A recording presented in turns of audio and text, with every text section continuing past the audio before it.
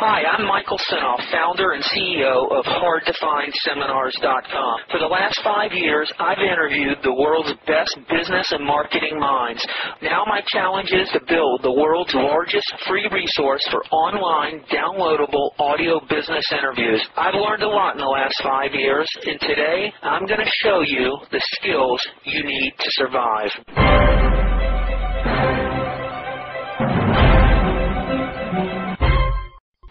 Hi, this is Michael Sinoff with HardToFindSeminars.com.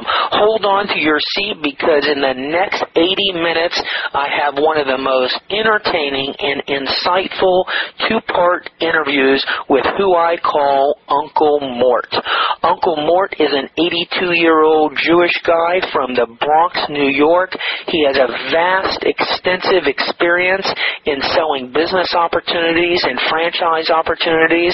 He has a direct marketing, direct sales experience like no other. I think you'll find this educational, inspirational, and quite entertaining. Picture you got a group of kids in front of you, but you're just talking to me. These kids have tons of desire. Some are from the city streets. Some are dead broke. Some want the financial independence. They want the secrets that's taken you 50 years in business to learn. And we're going to condense this into 2 hours the best we can. So I want you to tell me, what is your name? And if I was to say, well, who is Morty and what is your expertise? How would you answer that? I was born on the Lower East Side of New York from a poor family, and I progressed through life because I had a burning ambition to become somebody because of my poor background. Were your parents immigrants? Yeah. Where are they from? Russia. Okay. Do you have brothers and sisters? Yeah, I have one brother's alive, two that passed away. One is 88. He runs the bitter end in New York. He's still alive. I'm 81. Anyway, I went through the normal schools. I was probably a very, very shy child. In fact, I was so shy that many times I would pee in my pants before I could talk to anybody. Why do you think that is? Probably because I used to have to go in the hall to go to the toilet. When it was real cold, I would pee out the back window on the 4th floor, walk up that I lived in, the cold water flat, things like that. All right. So anyway, when I got into the Navy, after the second night, that was knocked out of me when I had a fight when somebody called me a Jew bastard. Oh, your second night at the Navy? I was in the Navy in 1943 to 46. I was a CB in World War II. What's a CB? Construction Battalion. There's a movie called The Fighting Seabees with John Wayne. Go look at it. It's the only movie about the Seabees, even though there's thousands about all the other services. Anyway, from that I got out. I got a job in a General Tire store. I got married, and I worked there for 5 years, and after 3 months I was the manager of the store. I was 22 years old. A couple of years later, my boss sold me his other location on Fordham Road, and I became General Tire at 26 years of age. And I was the first Vespa scooter dealer in the United States. What's a Vespa scooter? Vespa scooter is a two-wheel scooter that when I bought them, they cost me $200 and some. Today, wholesale is $3,000. It's a very popular mode of operation, which in Italy and in foreign countries is gigantic. Here, it's now very popular because that scooter will get 150 miles to a gallon and do 60 miles an hour. And the company's still around. Where were they made? Vespa is in Italy. Oh, they're Italy. So did you buy a franchise to that? No, I didn't buy a franchise. I bought 4 scooters from a wine company in Brooklyn. Nobody even knew about it. That's why I say I was the first Vespa scooter dealer in America. Surreptitiously. Okay. Was your General Tire business doing well? It was doing okay, but I was in the wrong neighborhood for my place because the guy told me an operation that couldn't really succeed. That's why he sold it to me, so he could get out of it. Whatever. He should rest in peace, too. So that was like your first experience buying a bad business, basically? Not really. I learned an awful lot. Yeah, I learned a tremendous amount. Anyway, after that, I kicked around in a number of jobs, etc., etc., and then I finally answered an ad, and I was doing part-time sales at night. What were you selling? I sold home improvements. I sold baby butler. Door to door? Yep, in Harlem. Every time I needed money, I would go to Harlem on Saturday and make $200. And I sold wherever pots, and I sold, so many things.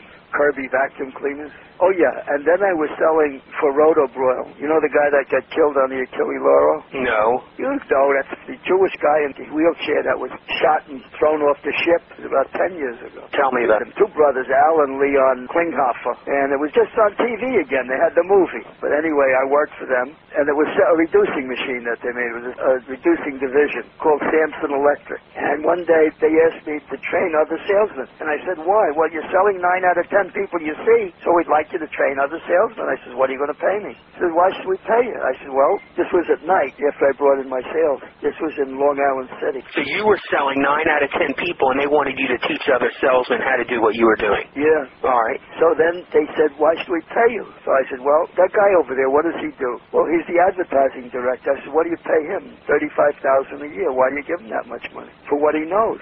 You want me to use what I know to teach your people how to sell like I can sell, and you don't want to pay me? And I told them right out, I said, you guys can go fuck yourselves. Yeah. And I talked that way.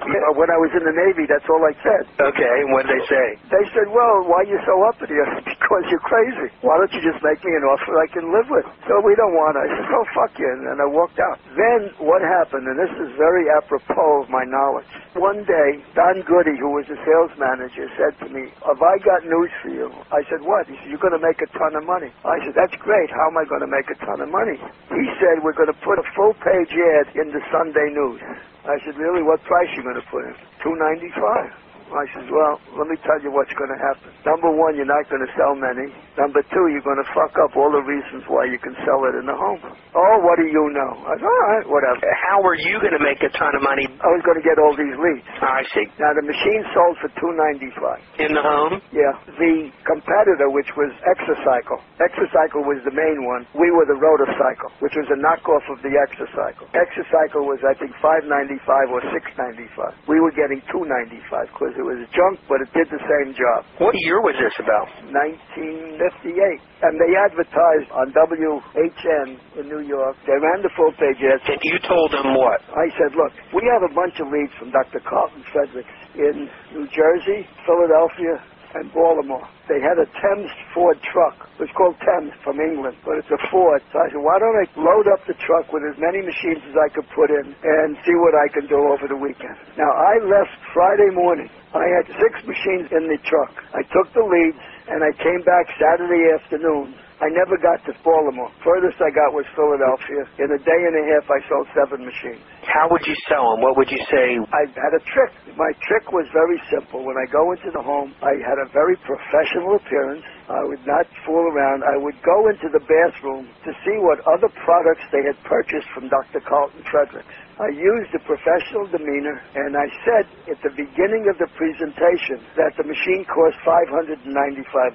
And I didn't say a word about the price anymore. I was very professional. I knew some medical terms. I used many medical terms that I looked up. I learned about the business. So now I did about a 1-hour presentation, let them try the machine, showed them what would work, what wouldn't work, what they couldn't do, what they could do. And this was all for losing weight, right? No, for exercising, for stimulation, for more than just losing weight. It's for building your body back up. Was this your own presentation that you developed, or was this something that the company had developed? Well, they didn't know what the fuck they would do. I developed it first. So these leads were responding from this other company. Were these people sick, or was it just for exercise back then? Or? Dr. Carlton Fredericks was a homeopathic nut, and they sold all kinds of vitamins and placebos and a lot of other things. So they advertised on that program, and they got a lot of inquiries. So then we went to fulfill the inquiries. So they thought they would do better by advertising in the paper. I sold 7 machines in 2 days.